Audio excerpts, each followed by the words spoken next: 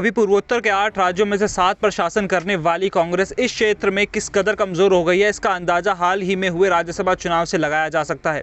Congress party को 4 में से एक भी सीट पर जीत हासिल नहीं हो सकी है और कांग्रेस के लिए बहुत डरावनी स्थिति है, क्योंकि अगले साल 4 पूर्वोत्तर राज्यों में त्रिपुरा, मेघालय, नागालैंड और मिजोरम में विधानसभा चुनाव होने वाले हैं। इनमें से पहले 3 राज्यों की विधानसभा की अवधि फरवरी में खत्म होगी, जबकि मिजोरम विधानसभा का मौजूदा कार्यकाल नवंबर तक खत्म हो जाएगा। बता दें कि असम में 2 राज्यसभा सीटों और त्रिपुरा और नागालैंड में एक के लिए चुनाव हाल ही में हुए थे और कांग्रेस अपने सहयोगियों के साथ ताकत दिखाने में जुट गई।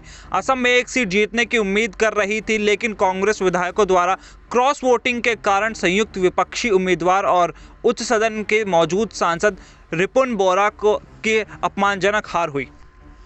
तो वहीं राज्यसभा चुनाव के परिणाम के बाद राजनीतिक रूप से महत्वपूर्ण पूर्वोत्तर क्षेत्र से सांसद के उच्च सदन में कांग्रेस का प्रतिनिधित्व अब शून्य है। असम में 7 राज्यसभा सीटें हैं, जबकि पूर्वोत्तर के शेष 7 राज्यों में एक सीट है और इन 14 उच्च सदन सीटों पर अब भाजपा और उनके सहयोगियों का कब्जा है।